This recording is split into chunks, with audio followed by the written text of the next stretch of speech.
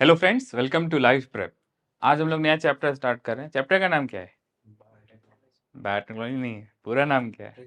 Principles and processes, also called biotech 1। ठीक है, पहले 1 आएगा फिर 2 आएगा।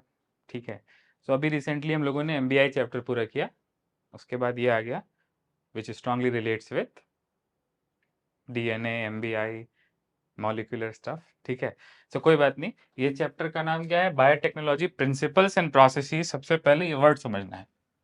तो स्टार्टिंग में तो बहुत ईजी है चैप्टर, लास्ट में जाके थोड़ा सा कॉम्प्लिकेटेड हो जाएगा। ठीक है, तो कोई बात नहीं। इसको इजी बनाने के लिए कंसेप्चुअली पढ़ेंगे। ठीक है, सो सबसे पहले आप देखो, इसमें दो वर्ड हैं, बायो और टेक्नोलॉजी। ठीक है, सो समवन कैन से कि बायो का मतलब क्या होता है? बायो का मतलब होता है लिविंग ऑर्गेनिज्म या लिविंग थिंग, ऑब्वियसली। ठीक है, लिविंग ऑर्गेनिजम्स। ठीक है, और टेक्नोलॉजी का मतलब होता है बेसिकली इंजीनियरिंग। ठीक है, इंजीनियरिंग। ठीक है, ठीक है। So biotechnology in simple word literally उसका मीनिंग क्या है? लिविंग ऑर्गेनिजम्स की इंजीनियरिंग। ठीक, ठीक है। टेक्नोलॉजी नेचुरली एग्जिस्ट नहीं करती है, तो टेक्नोलॉजी इसमें क्या है? आर्टिफिशियल है। ठीक है, टेक्नोलॉजी इसमें नेचुरल है, आर्टिफिशियल है? आर्टिफिशियल है। ठीक है ना। और बायो इसमें क्या है? नेचुरल है। Obviously I am natural, you are natural, bio is natural. ठीक है, technology is not natural, phone is not natural. ठीक है ना, computers are not natural, devices are not natural. ठीक है, सो नेचुरल साइंसेस और उनका मैनिपुलेशन, बायोटेक्नोलॉजी। ठीक है, अभी हम लोग बहुत चीज़ों को देखेंगे, लेकिन पहले मैं बताता हूँ कि बायोटेक्नोलॉजी का व्यू क्या है साइंटिफिक कम्युनिटी में, साइंटिफिक पैराडाइम में व्यू क्या है। सो एक्चुअली बायोटेक्नोलॉजी का दो व्यू है। ठीक है, तो बीच में लिखना है, बीच पे नहीं लिखना है बायोटेक्नोलॉजी। बीच पे मैं लिख के आया मुंबई में बहुत कुछ। ठीक है, बायोटेक्नोलॉजी के दो व्यूज हैं। पहला व्यू क्या है? Traditional view.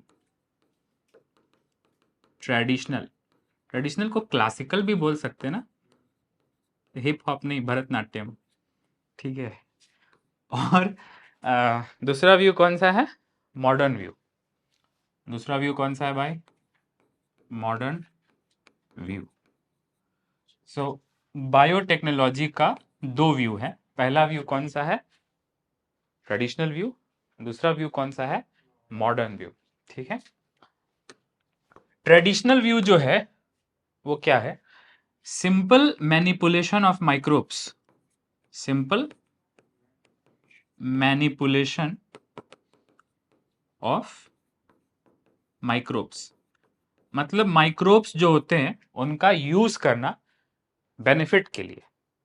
ठीक है, ह्यूमन बेनिफिट के लिए माइक्रोब्स का यूज करना। मैनिपुलेशन बेसिकली मतलब यूज करना। ठीक है, ठीक है, कोई तुम्हें मैनिपुलेट कर रहा है, समवन इज यूजिंग यू। ठीक है ना। सो बायोटेक्नोलॉजी का पहला परव्यू क्या है? Traditional view. ऑब्वियसली ये क्लासिकल व्यू है और ये थोड़ा सा मॉलिक्यूलर व्यू है। ठीक है, अब जैसे जेनेटिक्स में था, एक था classical Mendelian genetics, factors, what are factors, I don't know. ठीक है, और दूसरा क्या था? Modern view, molecular basis of inheritance. वैसे ही बायोटेक्नोलॉजी का भी दो व्यू है। पहला कौन सा व्यू है? ट्रेडिशनल व्यू, जिसमें ट्रेडिशनल व्यू में क्या करते हैं? Simple use of microbes, simple manipulation of microbes. जैसे फॉर एग्जांपल दूध से दही बनाना।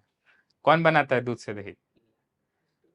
संजय बनाता है क्या? ईस्ट बनाता है क्या, या bacteria? Bacteria. Can you ask your question? Lactobacillus का मोड ऑफ न्यूट्रिशन क्या है? पैरासिटिक नहीं, सैप्रोफिट। दूध जिंदा है क्या? टाइगर जिंदा है, दूध थोड़ी जिंदा है, दूध इज डेड। ठीक है, सो यहाँ पे क्या लिखेंगे? ट्रेडिशनल व्यू में एग्जाम्पल्स में क्या लिखेंगे? मिल्क टू कर्ड, दूध से दही बन गया। ठीक है, आई माइल्ड टू कर्ड लिख दिया मैंने, this is not good. Milk to curd. ठीक है, maybe I mean mild milk to curd, you know, fat free milk to curd. ठीक है, कोई बात नहीं, मिल्क से कर्ड बन गया, किसने बनाया? लैक्टो बैसिलस, दूध से दही बनाने वाला, दही वाला। ठीक है, लैक्टो बैसिलस, मैं प्यार से बोलता हूँ दही फड़ी। ठीक है, ठीक है। हाँ, दूसरा कौन सा है ना, इफ यू आर इंटरेस्टेड, तो ब्रेड बनाने वाला, ठीक है ना, और क्या बनाने वाला, बोलो ना, वाइन बनाने वाला, ठीक है, बियर वाइन जो बोलो, बियर बनाने वाला, वाइन बनाने वाला, ठीक है। इज इट VINE और WINE? WIN। Tree wine, very good, very good, ठीक है। चलो कोई बात नहीं, क्या बात है, कुछ पढ़ाने ही नहीं, सब तुम लोग को ऑलरेडी आता है, ठीक है। हाँ, सो दूध से दही बनाने वाला बैक्टीरिया, ये भी बायोटेक्नोलॉजी है, लेकिन कौन सी बायोटेक्नोलॉजी है? Traditional view. इसमें कुछ DNA एडिट कर रहे हैं क्या? नहीं, but this is still use of microbes, manipulation of microbes. तो ये भी लिविंग ऑर्गेनिज्म का यूज है, मैनिपुलेशन है, नेचुरली नहीं, मतलब उसको टारगेटेड बेनिफिट के लिए यूज कर रहे हैं, ठीक है। नेक्स्ट, ब्रेड और बियर, ये कौन बनाता है? ये भी दही फड़े बनाता है क्या? या ईस्ट बनाता है? ईस्ट, झूठा रो या saccharo? Saccharomyces, sugar fungi, saccharomyces cerevisiae. तो ये सब किस चीज के एग्जाम्पल है? ये सब किस चीज के एग्जाम्पल है?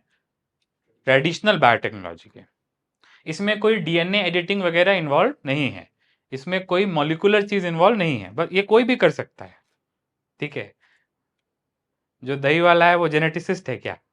नहीं है ना, वो तो दही वाला है, ठीक है ना। तो इसमें लिमिटेड विजडम चाहिए, हाँ, लेकिन ये मालूम होना चाहिए कि दूध को कितने डिग्री पे गर्म करना है ऑप्टिमम कर्ड फॉर्मेशन के लिए, है ना। अगर सही से नहीं बनाओगे तो बनाने चाहोगे बियर बन जाएगा बायोडीजल, ठीक है। तो ये भी मालूम होना चाहिए, मतलब प्रोसेस के बारे में जानकारी होना चाहिए, ठीक है। Now we come to modern view, ठीक है ना, मॉडर्न व्यू। और इसको हम लोग बोलते हैं, एनसीईआरटी ने यूज किया इसलिए मैं बोल रहा हूं, रिस्ट्रिक्टेड सेंस में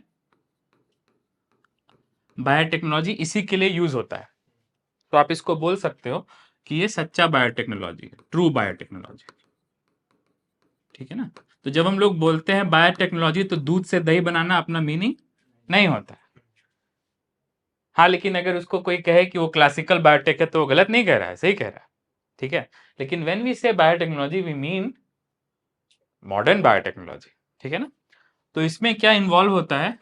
involves DNA splicing. Modern biotechnology में क्या इन्वॉल्व होता है? DNA splicing. DNA स्प्लाइसिंग मतलब, याद करो, RNA स्प्लाइसिंग याद करो। RNA स्प्लाइसिंग क्या था? Removal of introns, joining of exons in order. वैसे ही DNA की एडिटिंग को क्या बोलेंगे? DNA splicing. कहीं का DNA कट करके कहीं ज्वाइन कर रहे हैं, तो बेसिकली क्या है? DNA की स्प्लाइसिंग है, ठीक है ना। सो DNA splicing basically means genetic engineering, मतलब जीन्स का मैनिपुलेशन, जेनेटिक इंजीनियरिंग, ठीक है। इसमें जो ऑर्गेनिजम्स बनेंगे उनको क्या बोलेंगे? Genetically, genetically Anarkali, genetically modified organisms बोलेंगे ना, ठीक है। सो बायोटेक्नोलॉजी का दो व्यू है, पहला व्यू ट्रेडिशनल, दूसरा व्यू मॉडर्न। रिस्ट्रिक्टेड सेंस में हम लोग मॉडर्न बायोटेक को ही बायोटेक बोलते हैं, ठीक है। और इसमें बाय डिफॉल्ट क्या इन्वॉल्व होना ही होना है? DNA स्प्लाइसिंग या फिर जेनेटिक इंजीनियरिंग। कहीं का DNA कहीं लगा के जोड़ देंगे। DNA चाहे जिसका हो, जनरली डबल स्टैंडर्ड ही होता है, एक जैसा ही होता है, ATGC होता है। सो किसी के DNA को किसी में भी जोड़ा जा सकता है, बैक्टीरिया के DNA को ईस्ट में, ईस्ट के DNA को प्लांट में, कहीं भी जोड़ा जा सकता है, बिकॉज DNA का जो स्ट्रक्चर है, DNA का जो बेस कंपोजिशन है, वो मोर और लेस कंप्लीटली यूनिफॉर्म है लिविंग वर्ल्ड में, ठीक है ना। सो कोई बात नहीं, आगे बढ़ते हैं, थोड़ा देर के लिए एनसीईआरटी पे आएंगे। अच्छा, चलो, अभी तो ये बायोटेक्नोलॉजी वर्ड का इंट्रोडक्शन है। सो बायोटेक्नोलॉजी मतलब लिविंग ऑर्गेनिजम्स की इंजीनियरिंग। अब आप मुझे एक बात बताओ, इसका गोल क्या है? इसका गोल क्या है, मतलब क्यों कर रहे हैं बायोटेक्नोलॉजी? ठीक है, सो ट्रू सेंस में कोई भी टेक्नोलॉजी होती है तो उसका यूज क्या होता है? कोई ना कोई यूटिलिटी, कोई ना कोई बेनिफिट, ठीक है ना? सो याद रखना कि इसका गोल क्या है। इसका गोल यूटिलिटेरियन है।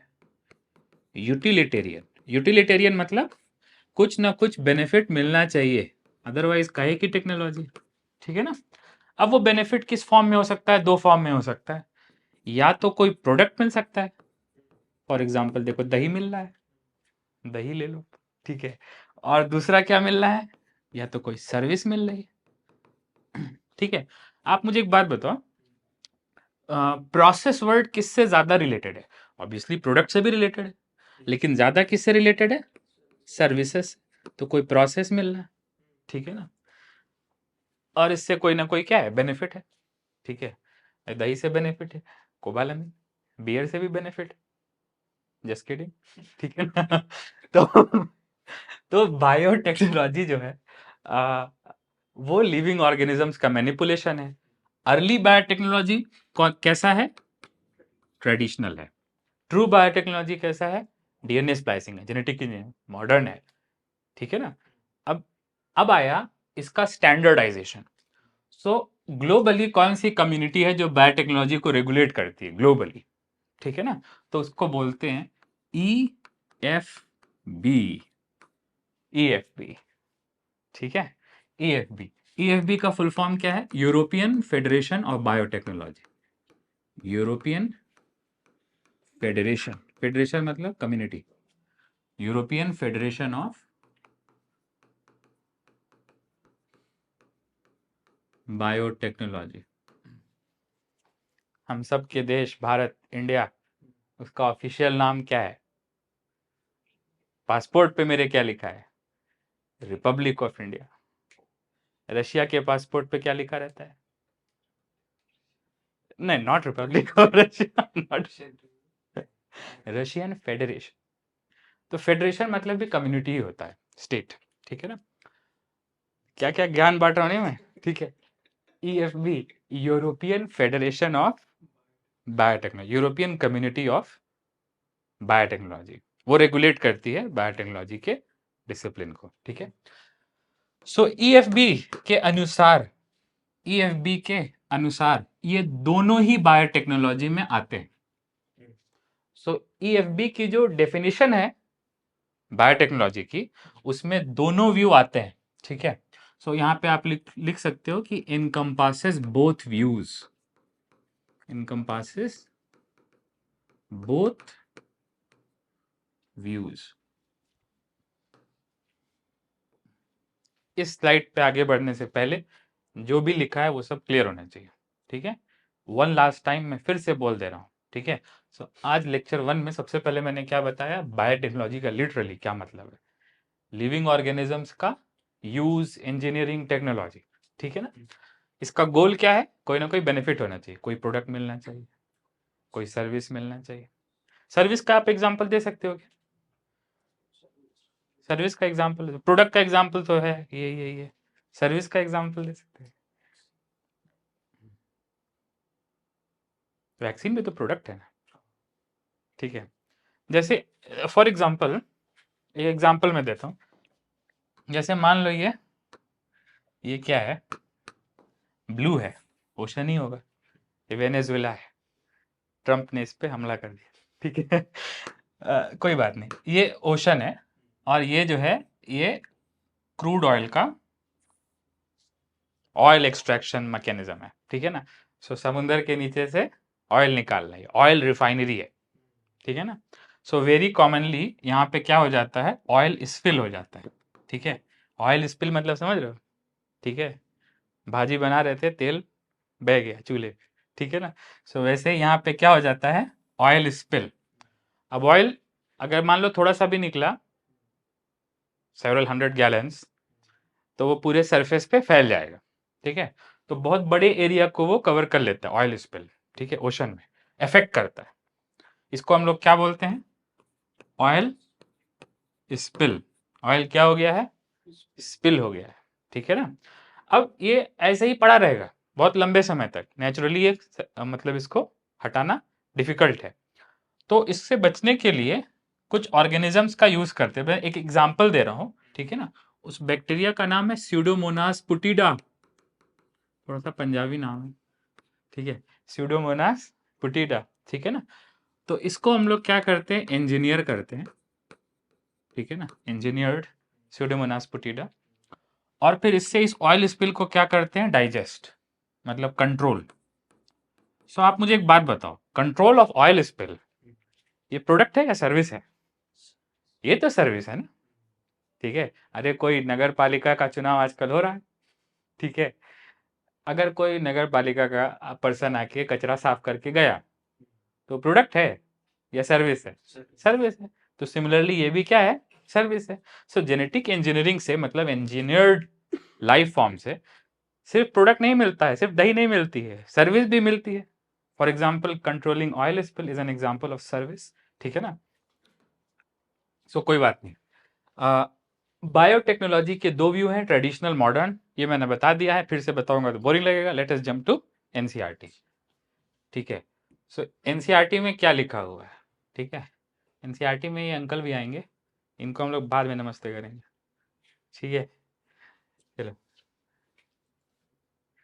बायोटेक्नोलॉजी बोल्ड में लिखा है deals with techniques of using live organisms, living organisms, ठीक है ना, और एंजाइम्स फ्रॉम ऑर्गेनिज्म। देखो ऑर्गेनिजम्स में मेन क्या है जो लिविंग नॉन लिविंग का डिफ्रेंसिएशन है, मेटाबॉलिज्म।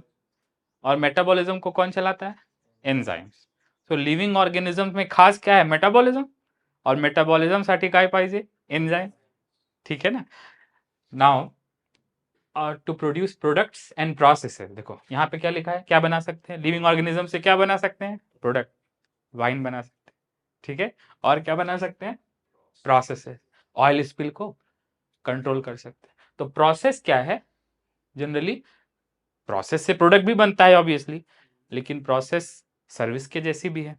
मैं ऐसा क्यों बोल रहा हूं, क्योंकि थोड़ा सा नीचे आप आओगे तो देखो लिखा हुआ है प्रोडक्ट्स एंड सर्विसेज। तो लिविंग ऑर्गेनिज्म से सिर्फ प्रोडक्ट मिलता है क्या, या सर्विसेज भी मिलती हैं? सर्विसेज भी मिलती हैं, थेरेपीज भी मिलती हैं, ठीक है ना। चलो नेक्स्ट, अल्टीमेट गोल क्या है, यूज होना, ह्यूमंस के लिए कुछ बेनिफिट होना। सो अल्टीमेटली बेनिफिट है, यूज है, ठीक है। तो यूटिलिटेरियन फील्ड है, ठीक है। Next, in this sense making curd, इस तरह से अगर सोचा जाए तो दही बनाना, ब्रेड बनाना, वाइन, ये सब भी तो माइक्रोब से ही बनता है, ये सब भी तो लिविंग ऑर्गेनिज्म से ही बनता है, ठीक है ना। सो ये भी एक तरह का बायोटेक्नोलॉजी है कि नहीं है, लेकिन कौन सा बायोटेक्नोलॉजी है, क्लासिकल, ट्रेडिशनल। तो आप देखो नीचे आओगे थोड़ा, क्या लिखा है, European federation of has given definition of that encompasses both traditional view and modern view. Can you see NCERT is copying your teacher, ठीक है ना। नेक्स्ट, हाँ, तो आज के समय में रिस्ट्रिक्टेड सेंस में बायोटेक्नोलॉजी किसके लिए यूज होता है, क्लासिकल के लिए नहीं। रिस्ट्रिक्टेड सेंस में when we say biotechnology we mean ऐसे प्रोसेस जिसमें किसका यूज होता है, जेनेटिकली मॉडिफाइड ऑर्गेनिजम्स का, ठीक है। तो यहाँ पे मैं एक दो चीजें बता दूं कि रिस्ट्रिक्टेड सेंस में बायोटेक्नोलॉजी वर्ड किसके लिए यूज होता है, मॉडर्न बायोटेक के लिए, जिसमें डीएनए स्प्लाइसिंग है, जेनेटिक इंजीनियरिंग है, जीएमओ है, ठीक है ना। और ऑब्वियसली दही तो छोटे स्केल पे ही बना सकते हो, बियर तो एक बैरल में ही बना सकते हो, लेकिन मॉडर्न व्यू में जेनेटिकली मॉडिफाइड ऑर्गेनिजम्स वाले में जो प्रोडक्ट एंड सर्विसेज बनेंगे वो शॉर्ट स्केल पे होंगे या लार्ज स्केल पे होंगे। डीएनए एडिट करना, जीएमओ बनाना बड़े बजट का काम है ना, तो बड़े बजट में फायदा कब होगा, जब लार्ज स्केल हो, ठीक है ना, ठीक है। एंटार्क्टिका में जाके अगर कोई 1 दर्जन बनाना बेचेगा तो बहुत महंगा बिकेगा, लेकिन when you have mass production of bananas in Antarctica तब में भी थोड़ा सस्ता हो जाएगा, ठीक है ना। सो प्रोडक्ट एंड सर्विसेज को modern biotech large short scale पे बनाता है, स्मॉल स्केल पे या लार्ज स्केल पे, लार्ज स्केल पे। सो what are two basic differences between traditional and modern? Traditional does not involve genetic engineering, and modern involves genetic engineering. Wow. Traditional can be done on small scale, but modern biotech is done only for large scale benefit. ठीक है ना? तो दो एक difference भी मिल गया अपने को. क्या लिखेगा? ज्यादा से ज्यादा एनसीईआरटी क्या करेगा? टीचर को कॉपी कर. ठीक है. Genetically modified to achieve the same on a larger scale. ठीक है ना? फर्दर, और तो और, many other processes and techniques are also included in modern biotech. So मैं वापस आता हूं, फिर से इस पे वापस आता हूं. तो आप देखो कि नेचुरली माइक्रोब्स ओरिएंटेड फील्ड है. ठीक है. नेचुरली क्या है? मॉडर्न बायोटेक माइक्रोब ओरिएंटेड है. ठीक है ना? लेकिन बाद में इसमें बहुत सी चीजें और जुड़ गई, जिसमें डीएनए का या मॉलिक्यूल्स का रोल था या सेल्स का रोल था. ठीक है ना? सो मॉडर्न बायोटेक में नंबर 1 तो क्या है? माइक्रोब्स. ठीक है ना? माइक्रोब्स. नंबर 2, और भी चीजें आ गई, अदर चीजें आ गई. For example, in vitro fertilisation. In vitro fertilisation, इसका डायरेक्टली कोई जेनेटिक इंजीनियरिंग से कोई रिलेशन नहीं है, लेकिन फिर भी इसमें सेल्स और एंजाइम्स इन्वॉल्व है. बायोटेक की कुछ टेक्निक इसमें भी अप्लाई होती है, जैसे कि आईवीएफ में भी क्या होता है? इंट्रासाइटोप्लाज्मिक इंजेक्शन, माइक्रो इंजेक्शन, जो कि बायोटेक का डिवाइस है, वो इसमें भी यूज होता है. सो आप मुझे बताओ, आईवीएफ में, या फिर अरे इसको क्या बोलते हैं, टेस्ट ट्यूब वाला मुन्ना बोलते हैं ना, टेस्ट ट्यूब बेबी. ठीक है ना? सो टेस्ट ट्यूब बेबी और आईवीएफ में बायोटेक का जेनेटिक इंजीनियरिंग इन्वॉल्व नहीं है. मुन्ना जेनेटिकली इंजीनियर्ड है क्या? नहीं ना. लेकिन जो डिवाइसेस हैं बायोटेक के, वो इसमें भी यूज हो रहे हैं. सो जो माइक्रो इंजेक्शन वहां यूज हुआ, इसमें भी यूज हो रहा है. डायरेक्ट ओएम में इंजेक्शन यूज हो रहा है. ठीक है ना? तो ये भी बायोटेक का पार्ट हो गया बिकॉज ऑफ जेनेटिक इंजीनियरिंग या because of devices? Because of devices. One should be clear about it. Next, तीसरा, और भी बहुत सारी चीजें बायोटेक में आ गई. ठीक है. जैसे एक आ गया जीन थेरेपी. अब जीन थेरेपी, या फिर ऐसे भी बोल सकते हो आप, करेक्टिंग डिफेक्टिव जीन्स. ठीक है. Defective genes. मान लो मेरे पास कोई डिफेक्टिव जीन है, अभी मेरा कुछ नहीं हो सकता. ठीक है. लेकिन अगर मेरे पास स्टेम सेल्स होते, ठीक है ना, एट द बर्थ उनको कलेक्ट किया गया होता, तो बाद में क्या पॉसिबल थी? जीन थेरेपी पॉसिबल थी. इसको हम लोग आगे पढ़ने वाले हैं, डोंट वरी अबाउट इट. लेकिन अभी मैं इतना बोल सकता हूं कि जीन थेरेपी मतलब जीन्स को एडिट करना. ठीक है. और जीन को एडिट करके उसका कुछ ना कुछ प्रोग्नोस्टिक बेनिफिट, मतलब पेशेंट को क्योर करके प्रोग्नोसिस इंप्रूव करना, उसकी हालत को सुधारना, उसमें रोल है. सो ये एक मेडिकल डिसिप्लिन है. अब ऑब्वियसली मेरा जीन थेरेपी मेरे जीन से ही होगा या ह्यूमन जीन से ही होगा, कॉकरोच जीन से तो होगा नहीं. ठीक है ना? सो वेरी लाइकली है कि इसमें माइक्रोब्स का उतना यूज नहीं है. ठीक है ना? सो आप देखो, ये तो माइक्रोब ओरिएंटेड है, जैसे कि जेनेटिक इंजीनियरिंग करके माइक्रोब बनाना, जेनेटिकली इंजीनियर्ड ऑर्गेनिजम्स बनाना, प्लांट्स, एनिमल्स बनाना. ठीक है. तो एक तो हो गया माइक्रोब्स. फिर दूसरा हो गया फर्टिलिटी प्रोग्राम. अरे ये तो फर्टिलिटी प्रोग्राम है ना, ये तो ह्यूमन की फर्टिलिटी प्रोग्राम है, which is now being expanded to other animals also. तो ये तो फर्टिलिटी प्रोग्राम है ना. और ये क्या है? जीन थेरेपी क्या है? ये तो मेडिकल फील्ड में आ गए. ठीक है. सो आप देख रहे हो कि बायोटेक्नोलॉजी माइक्रोब्स से शुरू हुआ, लेकिन उसके डिवाइसेस कहां यूज होने लगे? फर्टिलिटी प्रोग्राम्स में. तो वो भी फिर बायोटेक के अंदर आ गया. मैं भी बायोटेक. ठीक है. और जीन थेरेपी में भी जो एंजाइम्स है उनका यूज होता है. अरे जो माइक्रोब के जो एंजाइम, जो एंडोन्यूक्लियस है, वो जीन थेरेपी में भी यूज होते हैं, endonuclease. So enzyme wise gene therapy भी किससे मिलता है? मॉडर्न बायोटेक के जीएमओस के प्रोसेसेस से मिलता है, ठीक है ना। सो क्या करेगा एनसीईआरटी ने, क्या लिखा है, आज के समय में बहुत सारे चीजों को बायोटेक में, मॉडर्न बायोटेक में और इंक्लूड किया गया है। लाइकवाइज पहला एग्जांपल क्या है, आईवीएफ, इन विट्रो फर्टिलाइजेशन, ठीक है ना, leading to test tube development, ठीक है। Next, synthesising gene and using it, जैसे इंसुलिन का जीन बनाया, उसका यूज किया, ठीक है ना। Next, developing a DNA vaccine, DNA vaccine product है, जीन बना के उसका यूज कर रहे हैं, वो एक सर्विस है, ठीक है ना। करेक्टिंग डिफेक्टिव जीन, अब ये क्या आ गया, जीन थेरेपी आ गया कि नहीं आ गया। डीएनए वैक्सीन जीन थेरेपी नहीं है, वो अलग चीज है, ठीक है ना। तो इसमें आप चाहो तो एक चीज आप और ऐड कर सकते हो, डीएनए वैक्सीन्स, डीएनए वैक्सीन्स, ठीक है।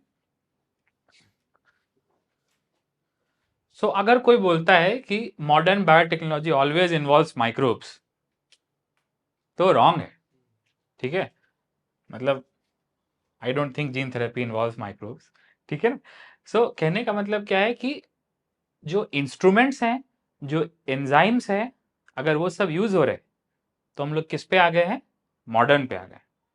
बात सही है ना, ठीक है ना। अच्छा, अब आएगी ईएफबी की डेफिनेशन क्या है बायोटेक की, ठीक है। तो इसको समझना जरूरी है, नीट में आ चुका है। ईएफबी डेफिनेशन क्या है बायोटेक की, ईएफबी याद है ना, ठीक है, यूरोपियन फेडरेशन ऑफ बायोटेक्नोलॉजी, ठीक है ना। ईएफबी डेफिनेशन ऑफ बायोटेक्नोलॉजी क्या है, ठीक है। सो मैं एनसीईआरटी से उसको उठा करके लाता हूँ यहाँ पे, ठीक है, और फिर उसको एनोटेट करके एक्सप्लेन करता हूँ। I think I can crop this, देख रहे हो, ठीक है। सो ये है ईएफबी की डेफिनेशन। अब इसको आप हम सबको समझना पड़ेगा, ठीक है। तो क्या है, एक तो है नेचुरल साइंस। अब ये नेचुरल साइंस का मतलब क्या है, नेचुरल, यहां से शुरू करते हैं। नेचुरल साइंस का मतलब क्या है, नेचुरल साइंस का मतलब है सिंपल लैंग्वेज में बायोलॉजी, ठीक है ना। मतलब नेचुरल साइंस का यहां पे क्या मतलब है, लिविंग ऑर्गेनिजम्स की study. Living organisms man made है क्या, ठीक है, नेचुरल है ना। Even if someone is mother और father, their progenies are still natural, ठीक है ना। तो ये क्या है, हाँ, एंड ऑर्गेनिजम्स, ठीक है। ऑब्वियसली बायोलॉजी किसकी होती है, लिविंग ऑर्गेनिजम्स की होती है ना, ठीक है ना। सो ये इतना पार्ट जो मैंने ब्लू बॉक्स बनाया है, ये आर्टिफिशियल है या नेचुरल है, नेचुरल है। मतलब लिविंग ऑर्गेनिजम्स और उनकी स्टडी, लिविंग ऑर्गेनिजम्स और उनकी स्टडी, ये तो नेचुरल है ना, ठीक है ना। नेक्स्ट, अब लिविंग ऑर्गेनिज्म में और भी चीजें आएंगी, सेल्स आएंगे लिविंग ऑर्गेनिज्म के, ठीक है ना। और part there of, part there मतलब पार्ट ऑफ सेल। अब पार्ट ऑफ सेल में क्या क्या आएगा, एंजाइम्स, ठीक है ना, ऑर्गेनेल्स, अरे ये सब आएंगे ना, मेटाबोलाइट्स, ये सब आएंगे ना। तो आप मुझे एक बात बताओ, ये सब जो मैंने ब्लू में लिखा है, ठीक है ना, ये सब लिविंग ऑर्गेनिजम्स के से सोर्स होते हैं, ठीक है ना। अब ये जो पार्ट देयर ऑफ है, इसको फर्दर एनसीईआरटी ने एक्सप्लेन किया है क्या बोल करके, मॉलिक्यूलर एनालॉग। मतलब एनालॉग मतलब एनालॉजी मतलब फंक्शन।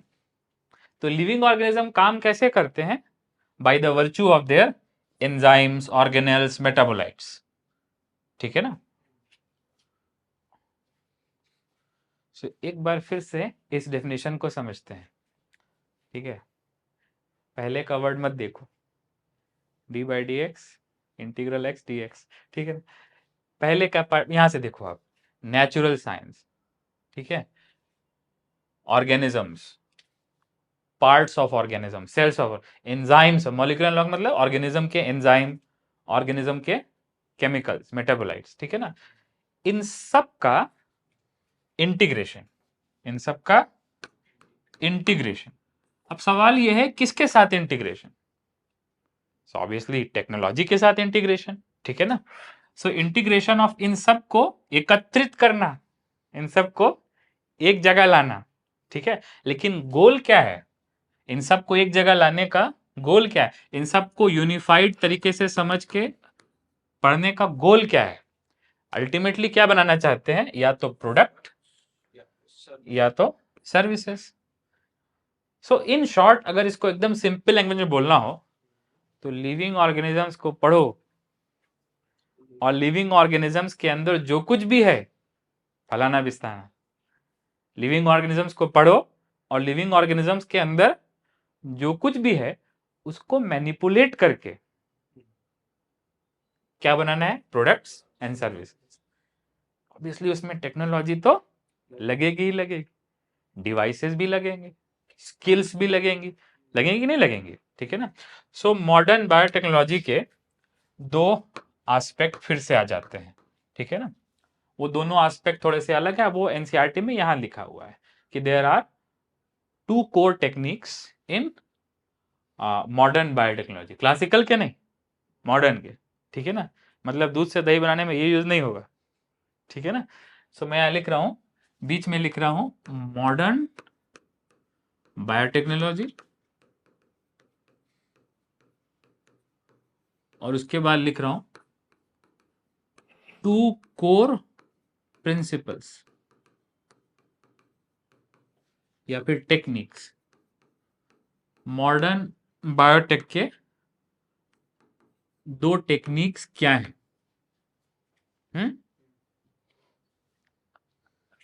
पहला वाला क्या है?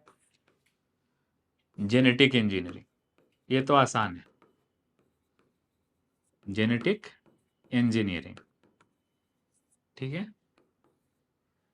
हमें लगा था पीसीएम लेके इंजीनियरिंग आता है, पीसीबी लेके भी आता है, ठीक है ना। नेक्स्ट, उसके बाद क्या है? उसके बाद क्या है? बोल दो ना, bio process engineering. Bio process engineering, ठीक है ना। अगर आप नोटिस करो तो मॉडर्न बायोटेक में दोनों में इंजीनियरिंग है, ठीक है ना। इसका मतलब ये टेक्नोलॉजी का यूज करता है, ठीक है। So modern biotechnology is technically oriented. क्यों? क्योंकि इसका जो दोनों कोर आइडिया है, दोनों कोर टेक्निक है, वो दोनों किसका यूज करते हैं? इंजीनियरिंग का। मतलब कुछ ना कुछ बिल्ड करते हैं, ठीक है ना। सो पहले वाले को समझते हैं। पहला वाला क्या है? Genetic engineering. ये हर कोई समझता है, कहीं का डीएनए लाके कहीं लगाना, उसको क्या बोलते हैं? जेनेटिक इंजीनियरिंग, ठीक है। जेनेटिक इंजीनियरिंग के लिए कुछ वर्ड्स और हैं जो मैं लिख देता हूं। जेनेटिक इंजीनियरिंग के लिए एक पैरेलल वर्ड है डीएनए स्प्लाइसिंग। DNA splicing. और इसी के लिए एक वर्ड और है, आरडीएनए टेक्नोलॉजी। आरडीएनए टेक्नोलॉजी, ठीक है। RDNA technology. आरडीएनए में देखा है recombinant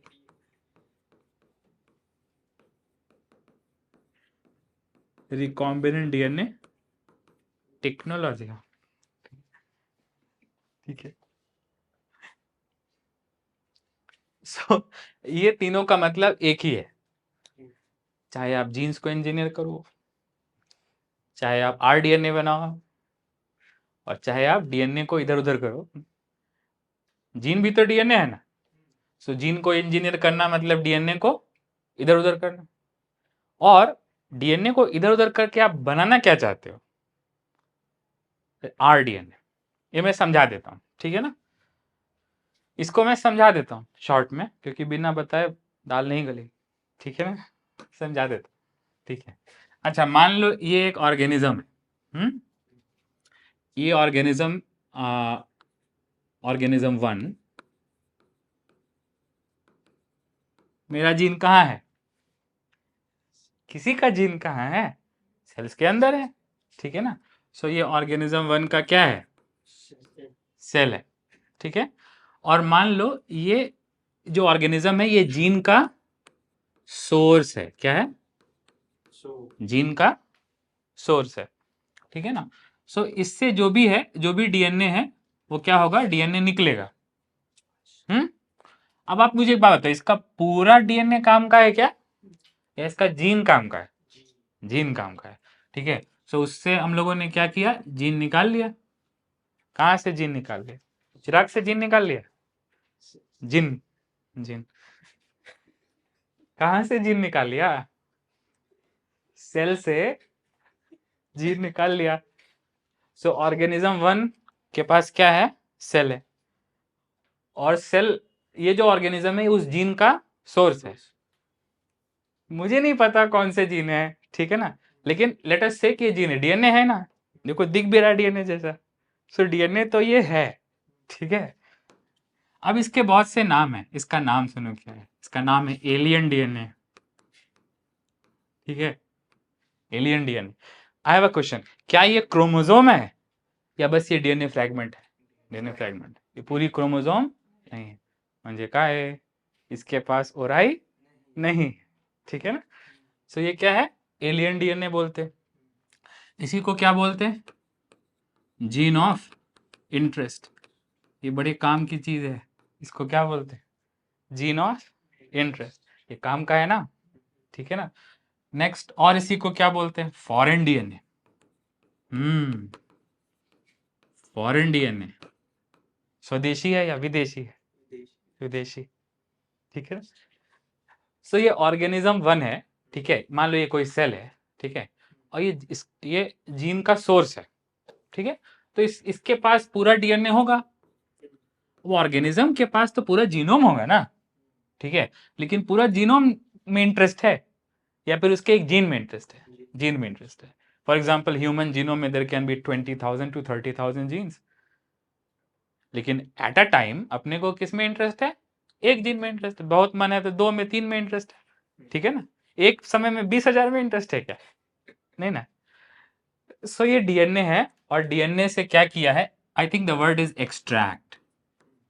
if extract is not the best word, I think isolate is even better, ठीक है ना। सो ऑर्गेनिज्म से क्या किया है, एक्सट्रैक्ट किया है। क्या क्या एक्सट्रैक्ट किया है, जीन। अब उसके बहुत सिंपल लैंग्वेज में क्या बोल सकते हैं, हाँ, gene of interest, alien DNA, foreign DNA, ठीक है। अब इसका जबरदस्ती फलाना विस्ताना और नाम भी हम लोग बना सकते हैं, ठीक है, लेकिन ये जो है ये जनरल वर्ड यूज है, this is the most common 3 words which are use, ठीक है। अब प्रॉब्लम इसके साथ ये है कि ये रेप्लिकेट नहीं कर सकता, alien DNA can not replicate. कारण काय आहे, डज नॉट हैव ओराई, ठीक है। याद है, रेप्लिकेट करने के लिए क्या चाहिए, ओरिजिन ऑफ रेप्लिकेशन, जो कि इसके पास नहीं है।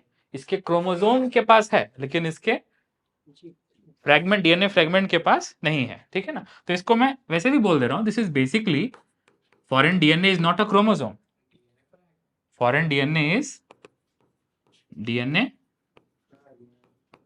फ्रैगमेंट, ठीक है। अब क्या होगा, अब इसको रेप्लिकेट कराना पड़ेगा। क्या कराना पड़ेगा, मेड टू रेप्लिकेट।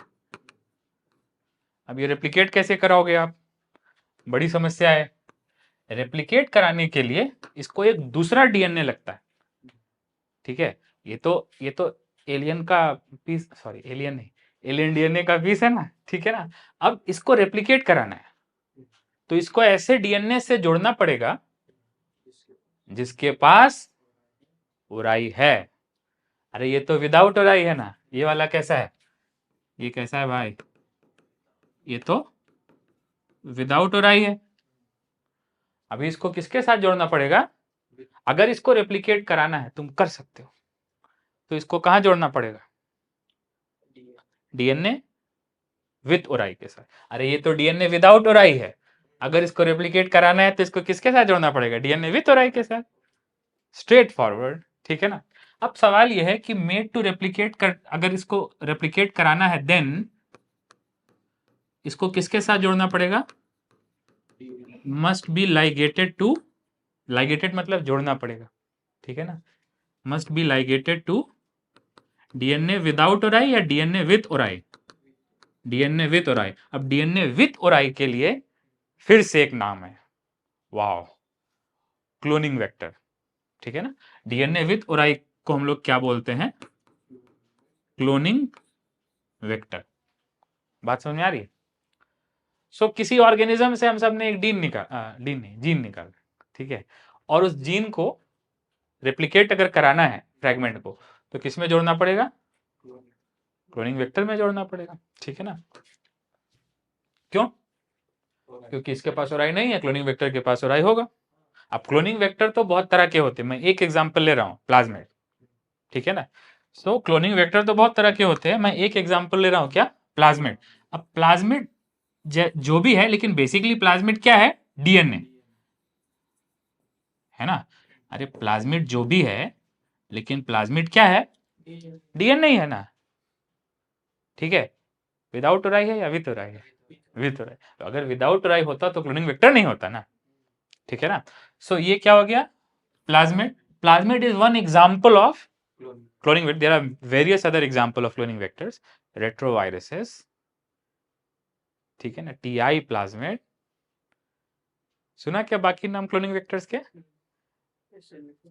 हाँ, हम लोगों ने वो पढ़ा, एमबीआई पढ़ा, उसमें पढ़ा cloning vectors used in human genome project were BAC YAC, bacterial artificial chromosome, yeast artificial chromosome. तो वो कोई भी क्लोनिंग वेक्टर हो, लेकिन उसके पास एक चीज है, डीएनए विथ ओराई। ठीक है ना, तो ये प्लाज्मिड है, और ये क्लोनिंग वेक्टर क्यों है? क्योंकि इसके पास क्या है? ओराई, ये रेप्लिकेट कर सकता है। ठीक है ना, अब ये तो प्लाज्मिड है, ठीक है, अब ये क्यों आया यहां पे? क्योंकि इसको रेप्लिकेट कराना था। एक बार फिर से शुरू करते हैं, ठीक है ना, 0.0। ये ऑर्गेनिज्म है, ये मैं हूं, ये मेरा सेल है, ठीक है। अगर मैं इंसुलिन जीन की बात कर रहा हूं, तो ये मेरा कौन सा सेल है? बीटा सेल है ना, पैंक्रियाटिक आइलेट्स का बीटा सेल है ना। सो मेरे पैंक्रियास के आइलेट्स के बीटा सेल में से क्या निकालेंगे? जीन निकालेंगे, इंसुलिन जीन निकालेंगे। मैं अपना इंसुलिन डोनेट कर रहा हूं, जीन, ठीक है ना, इंसुलिन नहीं, जीन, ठीक है। I make too little insulin to donate. So कोई बात नहीं, ऑर्गेनिज्म के सेल से क्या निकालेंगे? जीन। लेकिन क्या मेरे इंसुलिन जीन में ओराई है? नहीं, it is too small to have ori. हाँ, जिस क्रोमोसोम पे वो जीन है, उस क्रोमोसोम के पास मल्टीपल ओराई है, लेकिन जीन के पास ओराई नहीं है। बस के पास, लाल परी के पास इंजन है, लेकिन पैसेंजर के पास इंजन नहीं है। ठीक है ना, so alien DNA, whatever you like to call it, इसके पास ओराई नहीं है। अब प्रॉब्लम क्या है? ये अकेला है, ये जीन तो बड़े काम का है, बहुत कुछ कर सकता है, ये इंसुलिन जीन है, don't under estimate insulin gene, लेकिन इसकी तो फ्यू कॉपीज है ना। लेकिन मुझे कितनी कॉपीज चाहिए? Billions of copies. ठीक है ना, सो उसके लिए इसको क्या करना पड़ेगा? रेप्लिकेट। अब आप मुझे एक बात बताओ, बिलियंस ऑफ कॉपीज क्यों चाहिए? एक ही पेशेंट है क्या कोई टाइप 1 डायबिटीज का? नहीं ना, बहुत सारे पेशेंट हैं, और हर पेशेंट को लार्ज क्वांटिटी में इंसुलिन का डोज चाहिए। मैंने अपना इंसुलिन का जीन तो डोनेट कर दिया, लेकिन मेरे एक जीन से पूरे समाज की टाइप 1 डायबिटीज ठीक हो जाएगी क्या? नहीं हो जाएगी। So there is a huge large scale requirement for production of insulin. इसलिए एक डीएनए से कुछ होने वाला नहीं है। इस डीएनए को क्या कराना पड़ेगा? रेप्लिकेट। कैसे रेप्लिकेट करेगा? इसके पास तो ओराई नहीं है, तो कैसे रेप्लिकेट करेगा? इसको किसी के साथ जोड़ना पड़ेगा जिसके पास ओराई हो। ठीक है, अगर तुमको बायो नहीं आता, ऐसे के पास जाना पड़ेगा जिसके पास बायो आता है। ठीक है, अगर ऐसे के पास गए जिसके पास बायो नहीं आता है, तो कोई फायदा थोड़ी है। पॉइंट है ना। सो ये क्या है? ये विदाउट ओराई है, और ये क्लोनिंग वेक्टर क्या है? डीएनए। इसका रोल क्यों आया? ये क्यों एंट्री मारा? क्योंकि इसको रेप्लिकेट कराना जरूरी है। पॉइंट क्लियर है ना? ठीक है ना। अच्छा, ये जो ओराई है, ये जो प्लाज्मिड है, ये बहुत तरह के क्लोनिंग वेक्टर्स होते हैं। ठीक है, सीवी म्हणजे काय? करिकुलम विटाई नहीं, cloning cloning cloning cloning vector, तोतले लोग नहीं बोल पाते, ठीक है, क्लोनिंग वेक्टर, ठीक है। अब क्लोनिंग वेक्टर के पास क्या है, ओराई, ये कुछ भी हो लेकिन इसके पास क्या है, ओराई। अब ये वाला पीला वाला कहां जोड़ना पड़ेगा, पांडरे वाले पे जोड़ना पड़ेगा, नहीं जोड़ना पड़ेगा, ठीक है, पीला वाला पांडरे पे जुड़ेगा तो जेनेटिक इंजीनियरिंग होगी, अदरवाइज जेनेटिक इंजीनियरिंग फेल, ठीक है ना। तो अब देखो सवाल ये इसी को तो बोलते हैं जेनेटिक, सॉरी, इसी को तो बोलते हैं ना जेनेटिक इंजीनियरिंग, कि ये जो क्लोनिंग वेक्टर है इसको, इसमें क्या लाके लगाना है, क्या लाके लगाना चाह रहे, अरे एक ही आए, एक ही आए, अपने को दोनों चाहिए, ठीक है। इसमें क्या लगाएंगे हम सब, जीन ऑफ इंटरेस्ट, ठीक है। ऐसा गारंटी है क्या कि ये लग जाएगा, नहीं, गारंटी है या प्रोबेबिलिटी है, प्रोबेबिलिटी, हो सकता है नहीं लगे तो जेनेटिक इंजीनियरिंग हुई क्या, नहीं हुई, लेकिन हो सकता है कॉन्ग्रेचुलेशन लग जाए, लग गया तो क्या हुई, जेनेटिक इंजीनियरिंग हुई। अब यहां पे आप एक बात ध्यान से सोचो कि इसको कैसे करते होंगे, ठीक है, ठीक है। सो बेसिकली क्या करना पड़ेगा, सबसे पहले इसको कट करना पड़ेगा, कट करना पड़ेगा ना, और इसको सेपरेट करना पड़ेगा, ठीक है, तभी तो जगह बनेगी। और जिस एंजाइम से, जिस एंडोन्यूक्लियस से इसको कट किया है, उसी एंजाइम से इस जीन को भी कट करना पड़ेगा, ठीक है ना, सेम सेम एंजाइम, ये सब बाद में पढ़ेंगे हम लोग, ठीक है। फिर इस वाले को ला करके यहाँ पे लगाना पड़ेगा, उसके लिए भी क्या लगेगा, ये सब अपने से हो जाएगा क्या, ताली बजा के, एंजाइम लगेगा ना, ठीक है ना। अब बताओ क्या ये प्लाज्मिड है या फिर इसमें कुछ परिवर्तित हो चुका है, कुछ तो चेंज हो चुका है ना, ये प्लाज्मिड था लेकिन ये नॉर्मल है या इंजीनियर्ड प्लाज्मिड है, इंजीनियर्ड प्लाज्मिड, इसका कुछ नाम होना चाहिए, इसका नाम क्या होना चाहिए, कैसा प्लाज्मिड, नॉर्मल प्लाज्मिड या रिकॉम्बिनेंट प्लाज्मिड, रिकॉम्बिनेंट प्लाज्मिड, ठीक है। मतलब recombinant plasmid is a DNA without insert या विथ इंसर्ट, विथ इंसर्ट, तो इसका नाम क्या हो गया, रिकॉम्बिनेंट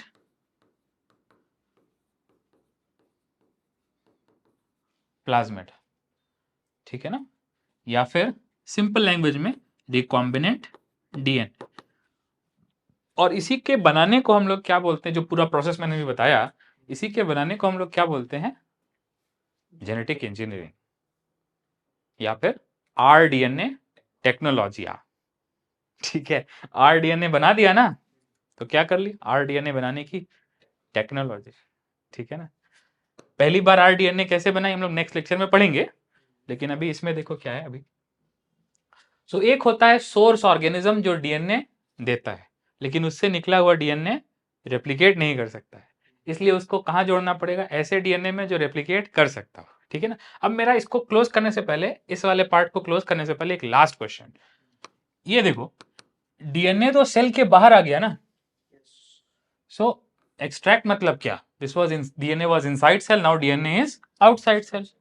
सिमिलरली प्लाज्मिड भी कहां है, प्लाज्मिड भी कहां है, सेल के अंदर है या सेल के बाहर लाए, सेल के बाहर लाए, कॉमन सेंस, वो बाहर है तो इसको भी तो बाहर लाना पड़ेगा ना, ठीक है ना। सो दोनों बाहर है, तो इसका मतलब अभी हम लोगों ने ये क्या किया, क्रिएशन ऑफ आरडीएनए किया ना, रिकॉम्बिनेंट डीएनए या रिकॉम्बिनेंट प्लाज्मिड बनाया ना। और क्रिएशन ऑफ आरडीएनए कहां होता है, इनसाइड सेल या इन विट्रो, इन विट्रो, वाह, ठीक है ना। अब ये जो है आरडीएनए इन विट्रो है, ठीक है, लेकिन प्रॉब्लम ये है कि इन विट्रो ये बनता तो है लेकिन इन विट्रो ये रेप्लिकेट नहीं करता है, वाह। आरडीएनए बनता कहां है, इन विट्रो, क्यों, अरे जीन ऑफ इंटरेस्ट बाहर है, और ये भी क्या है, प्लाज्मिड भी कहां है, कहां, जहां से भी लाए हो कोई फर्क नहीं पड़ता कहां से भी लाए, लेकिन अभी कहां है, बाहर है। बैक्टीरिया में से लाए हैं तो बैक्टीरिया के भी क्या करना पड़ेगा, बाहर लाना पड़ेगा। सो प्लाज्मिड भी कहां है, सेल के बाहर, ये डीएनए भी कहां है, सेल के बाहर। आरडीएनए कैसे बना, कहां बना, सेल के बाहर। अब ऐसे कोई स्ट्रेट फॉरवर्ड सवाल पूछ ले, creation of rDNA occurs inside cell, तो ये तो रॉन्ग हो गया ना, creation of DNA occurs inside cell या इन विट्रो, इन विट्रो ना, ठीक है। अब प्रॉब्लम यह है कि ये बनता तो सेल के बाहर है, लेकिन सेल के बाहर रेप्लिकेट नहीं करता है। ठीक है, रेप्लिकेट करने की कंडीशन कौन दे सकता है? सेल। फिर से आ गई प्रॉब्लम। इसका मतलब अब इस आरडीएनए को कहां ले जाना पड़ेगा? सेल के अंदर ले जाना पड़ेगा। समझ रहे हो आप? ठीक है। सो नेक्स्ट एक स्टेप क्या हो जाएगा? Replication of rDNA. अरे रिकॉम्बिनेंट डीएनए रेप्लिकेट होगा तभी तो जीन ऑफ इंटरेस्ट रेप्लिकेट होगा ना, है ना? सो इसको रेप्लिकेशन ऑफ आरडीएनए को कहां ले जाना पड़ेगा? चला, कहां ले जाना पड़ेगा? सेल के अंदर। ठीक है ना? सो इसके लिए आरडीएनए कहां जाना चाहिए? सेल के अंदर। ठीक है ना? So replication of rDNA occurs inside cell, therefore rDNA must go inside cell. RDNA कहां जाना चाहिए? सेल के अंदर। ठीक है। इस प्रोसेस को क्या बोलते हैं? डीएनए सेल के अंदर जब जाता है तो उसको क्या बोलते हैं? ट्रांसफॉर्मेशन ऑफ डीएनए या transformation of cell? Transformation of cell ना, है कि नहीं? ठीक है ना? अब एक बहुत अच्छी बात बता रहा हूं, आप इसको ध्यान से देखना। ठीक है ना? ये वाला जो प्लाज्मिड है इसमें इंसर्ट नहीं है, और ये वाला प्लाज्मिड इसमें इंसर्ट है कि नहीं है? ठीक है ना? और उसके बाद हम लोग क्या कर रहे हैं? उसके बाद डीएनए को सेल के अंदर ले जा रहे हैं। अरे ये बनाया कहां? सेल के बाहर। लेकिन अब इसको कहां ले जाना गोल है? सेल के अंदर। सेल के अंदर क्यों ले जाना चाहते हैं? ट्रांसफॉर्मेशन क्यों कराना चाहते हैं? ताकि आरडीएनए क्या कर सके? रेप्लिकेट। कहां रेप्लिकेट करेगा? Inside cell. Why? RDNA can not replicate outside cell. Why? because the machinery, the metabolism which is required is not available outside cell. RDNA को कहां जाना पड़ेगा? सेल के अंदर। कॉन्ग्रेचुलेशन। तो सेल के अंदर अपने जाएगा या ले जाना पड़ेगा? ले जाना पड़ेगा। तो इसको क्या बोलेंगे? प्रोसेस को ट्रांसफॉर्मेशन ऑफ सेल। ठीक है। अच्छा, कौन से सेल में ले जाया जाएगा वो डिपेंड करेगा कौन सा वाला क्लोनिंग वेक्टर है। अगर ये प्लाज्मिड है तो उसको बैक्टीरिया में ले जाना पड़ेगा। अगर ये ईस्ट आर्टिफिशियल क्रोमोसोम होता तो उसको ईस्ट में ले जाना पड़ता।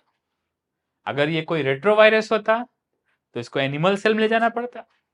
अगर ये टीआई प्लाज्मिड होता तो इसको हम लोग को डाइकॉट प्लांट में ले जाना पड़ता।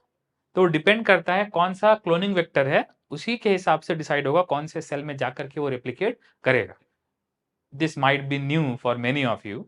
ठीक है, इसको ऐसे ही पढ़ाना चाहिए, लेकिन समझ याद करने से ये नहीं समझ में आता। ठीक है, रटने से ये नहीं होगा, इसलिए मैं फिर से बता रहा हूं। ये ऑर्गेनिज्म का सेल है जिससे क्या निकाला?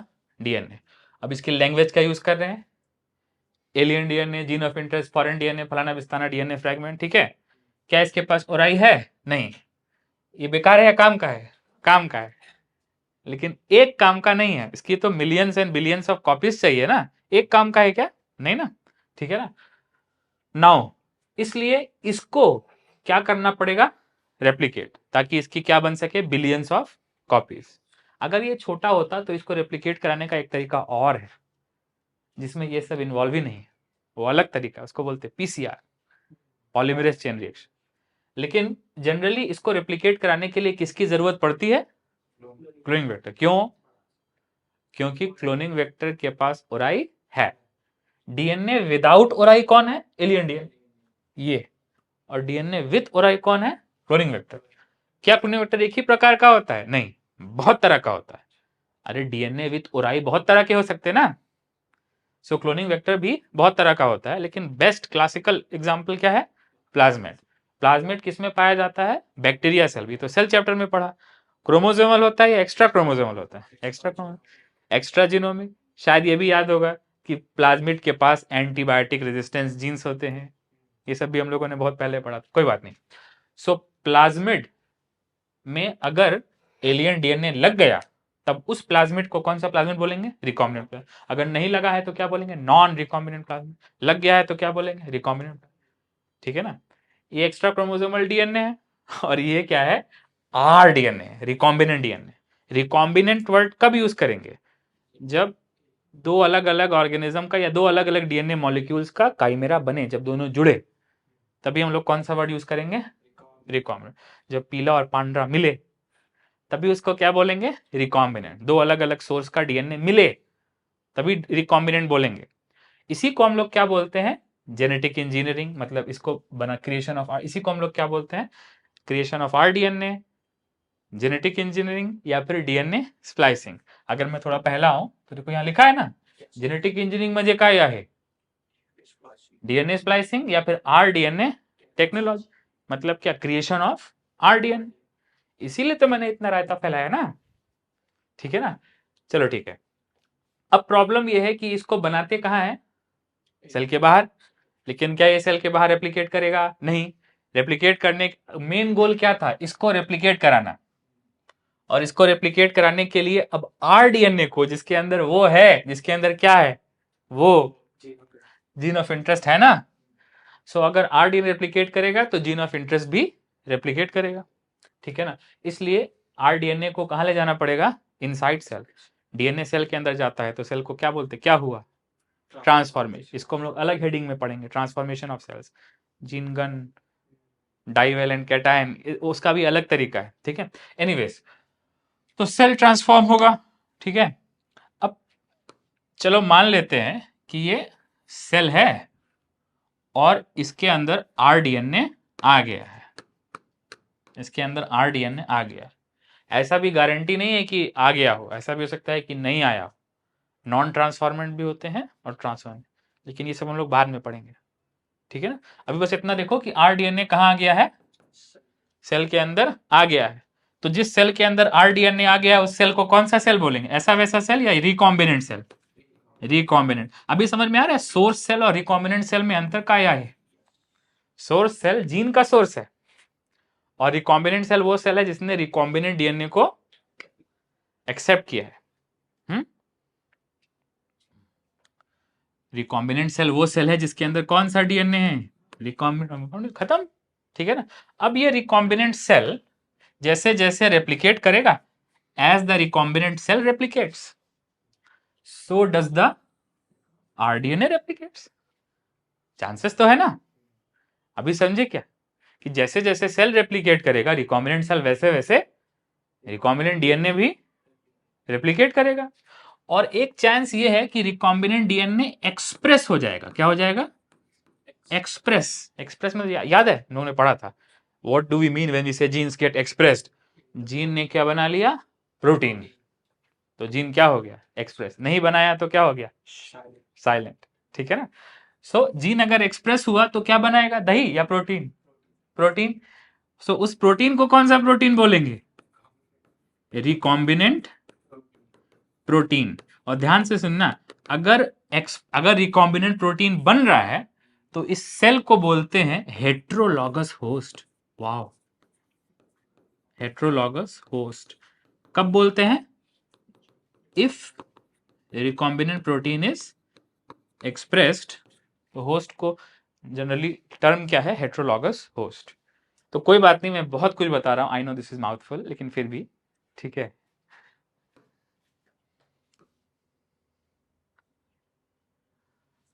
जितना एक लेक्चर में खा सकते हो उससे ज्यादा खिला दिया नहीं, ठीक है? मांगा था तुमने क्वार्टर बिरयानी, दिला दिया मैंने 2 प्लेट, ठीक है?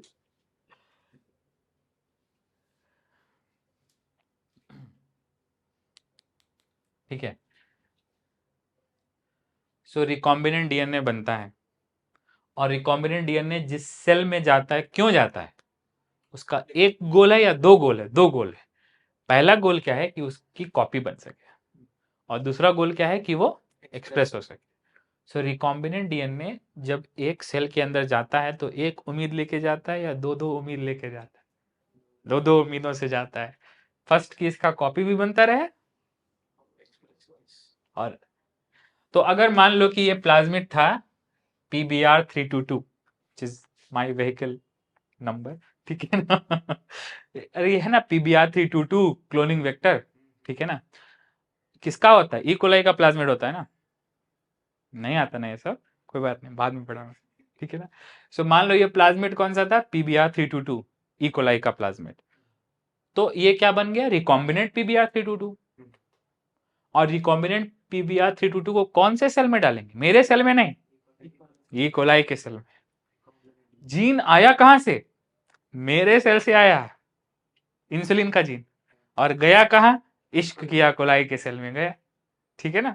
और क्योंकि मेरे पास भी एटीजीसी है, ई कोलाई के पास भी एटीजीसी है, so then there are some chances कि वो क्या हो सके, एक्सप्रेस हो सके, ठीक है। जनरली प्रोकैरियोट के जीन प्रोकैरियोट में एक्सप्रेस होते, क्यों, क्योंकि यूकैरियोट के पास क्या होता है, स्प्लिट जीन अरेंजमेंट, ठीक है ना, ठीक है। लेकिन अगर कोई इंट्रॉन फ्री जीन है, सिंपल जीन है, एटीजीसी है, तो उधर इधर भी एक्सप्रेस हो सकता है, ठीक है ना। यूकैरियोट्स प्रोकैरियोट्स में सब सेम नहीं है, याद रखना, प्रोमोटर भी अलग अलग थोड़े बहुत होते हैं, ठीक है। लेकिन सिमिलैरिटी भी तो है ना, उधर भी एटीजीसी, इधर भी एटीजीसी, उधर भी स्टार्ट कोडॉन एयूजी, इधर भी start codon AUG, universality of codon उधर भी है, इधर भी है, ठीक है ना। सो इंटरेस्टिंग बात यह है कि कोई भी ऑर्गेनिज्म का जीन किसी भी दूसरे होस्ट में ले जाकर के एक्सप्रेस करने के चांसेस जीरो नहीं होते, there is a non zero chance for everything in this, ठीक है ना।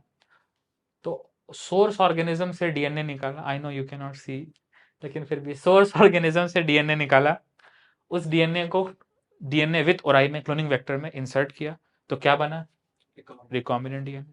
रिकॉम्बिनेंट डीएनए का बनना कहाँ होता है, सेल के अंदर या इन विट्रो, इन विट्रो, त्यानंतर इन विट्रो लेके क्या अचार डालेंगे क्या, नहीं, उसको क्या करेंगे, रेप्लिकेट करने के लिए प्लस एक्सप्रेस करने के लिए कहाँ डालेंगे, सेल के अंदर। प्रोसेस को क्या बोलेंगे, transformation of cell. So transform cells में एक पॉपुलेशन होगा जिसको क्या बोलेंगे, रिकॉम्बिनेंट सेल, जिसके अंदर रिकॉम्बिनेंट डीएनए गया, वो कौन सा सेल है, रिकॉम्बिनेंट सेल।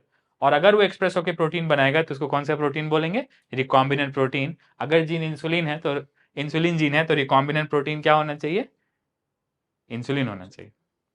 लेकिन ये इतना सिंपल नहीं है, आगे हम लोग पढ़ेंगे इंसुलिन में दो चेन होती है, ए चेन बी चेन, ठीक है। सो एक जीन से इस तरह से इंसुलिन नहीं बनाया जा सकता है, बस मैं एग्जाम्पल के लिए बड़बड़ा रहा हूं, ठीक है ना। सो कोई बात नहीं, मॉडर्न बायोटेक्नोलॉजी के दो फसेट्स हैं। पहला वाला कौन सा है, जेनेटिक इंजीनियरिंग, जो भी मैंने समझाया, एक जीन सॉरी एक ऑर्गेनिज्म से जीन निकालना, that gene does not contain ori, उसको दूसरे ऑर्गेनिजम्स के से बनाए हुए किसी क्लोनिंग वेक्टर में लगाना। सो एक सोर्स से जो आया है DNA fragment, that is without ori, और ये जो क्लोनिंग वेक्टर है ये क्या है, विथ ओराई, दोनों लग गया तो क्या बोलेंगे, कॉन्ग्रेचुलेशन, आरडीएनए बन गया, ठीक है ना। सो genetic engineering, DNA splicing, rDNA technology, ये सब क्या है, क्रिएशन ऑफ आरडीएनए। इसमें क्या लगेंगे, इसमें क्या, जल्दी बताओ ना, इसमें क्या लगेंगे, एंजाइम्स लगेंगे ना, सेल्स, डीएनए, ठीक है ना, सेपरेशन करने के लिए इलेक्ट्रोफोरेसिस, वो सब होगा ना इसमें, लिख दे रहा हूं मैं, और क्या लगेगा, इलेक्ट्रोफोरेसिस, ठीक है ना, पीसीआर एटसेट्रा, सब चीजें इसमें आएंगी। अब एक बार जब आपको सेल मिल गया जिसके पास आरडीएनए है, तो क्या चांसेस हैं कि वो सेल रिकॉम्बिनेंट प्रोटीन बनाएगा, अभी मैंने बताया, अगर सब कुछ सही हुआ, if all the boxes are check check check check, अगर सब कुछ सही है तो ये सेल क्या बनाएगा, प्रोटीन बनाएगा। क्या बोलते हैं प्रोटीन को, रिकॉम्बिनेंट प्रोटीन बनाएगा। ऐसा प्रोटीन जो वो सेल को नहीं बनाना चाहिए फिर भी दूसरे से उधार लेके जीन को बना रहा है, वो प्रोटीन कौन सा प्रोटीन है, recombinant protein, which is otherwise not produced in the cell, लेकिन अगर बाहर से जीन आया तो लेके बना रहा है, तो कौन सा प्रोटीन है, रिकॉम्बिनेंट प्रोटीन है, ठीक है। सो वो रिकॉम्बिनेंट प्रोटीन में कोई कंटेमिनेशन नहीं होना चाहिए। इसका मतलब एक तो ये हो गया कि जेनेटिक इंजीनियरिंग, और प्लस ये जो सेल है ये तो लिविंग है ना, ये तो इकोलाई है ना, लेटेस्ट से ये लिविंग है, हो सकता है कि इसके साथ कोई कंटेमिनेशन हो जाए दूसरे इकोलाई का, तो अपने को कौन सा सेल चाहिए, ये वाला सेल चाहिए, और ये वाला सेल नहीं चाहिए। बात आप समझ रहे हो, अरे रिकॉम्बिनेंट सेल पाइजे ना, नॉन रिकॉम्बिनेंट सेल नहीं चाहिए अपने को। सो ये जो कंटेमिनेंट्स है, दूसरे ऑर्गेनिजम्स है, ये ना हो पाए, आगे के लिए प्रोटीन प्यूरिफाई करके बनाने के लिए क्या आवश्यकता है कि कोई एक्सटर्नल कंटेमिनेशन नहीं होना चाहिए। तो कंडीशन कैसी होनी चाहिए, कंटेमिनेटेड या sterile, sterile. So bioprocess engineering किसको बोलते हैं, मेंटेनेंस ऑफ कैसी condition, sterile condition, maintenance of sterile condition for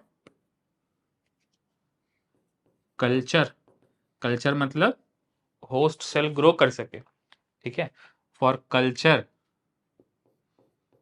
of host cell, purification of product etcetera.